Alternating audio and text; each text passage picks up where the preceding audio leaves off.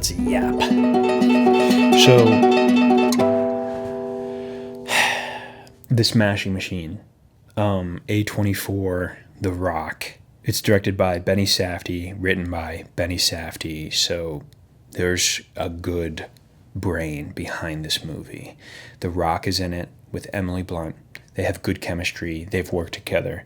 So you know you're getting a good movie right off the bat.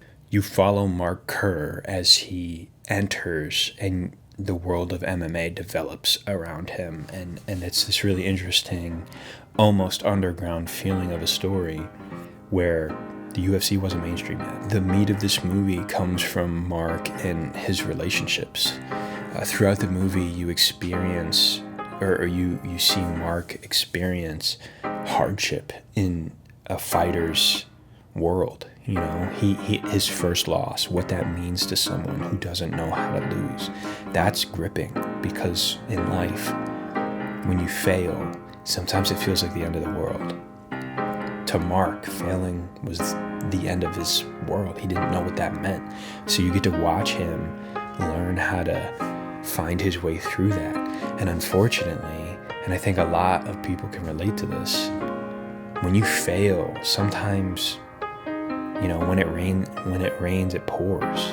When you fail, when he fails, his relationship is failing, and you get to see that. And the relationships is where this movie thrives, right? There's a best friend who does a really good job at being a best friend.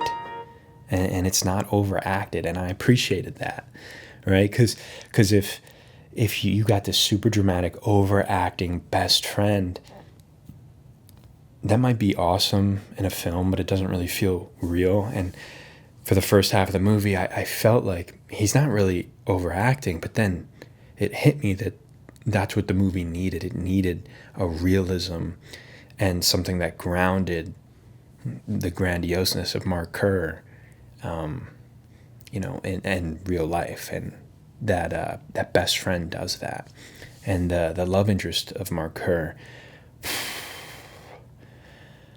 wow, that was stressful. The relationship is explored in the movie, but it really doesn't show too much of a good side for either party. Mark and the love interest, they both suck. There's no really other way to put it. And I think you see both parties try really hard, but then you see them both fail. I think that's important if you're trying to depict a relationship. But at the same breath, you don't know who to vote for. And as an audience member, I think you always want to be rooting for someone. But in this scenario, I didn't really know who to vote for. So I thought that was a really potent thing to watch unfold on screen, but I wish I could have rooted for one of them. That's just my personal take. You know, if you're a serious moviegoer, a cinephile, an MMA buff, you're going to like this movie. There's a lot here. The cinema of it is fantastic. I felt at one point that it felt reminiscent of watching Whiplash. And if you know Whiplash, then you know the goosebumps that can happen. And there was a bit of that in this movie.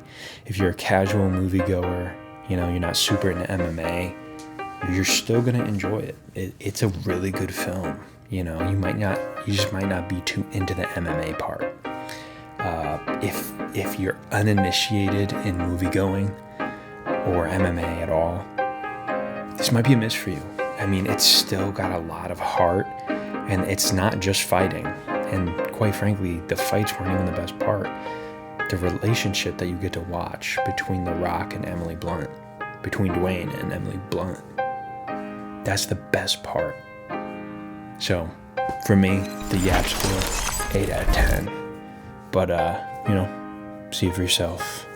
And let me know in the comments what you think.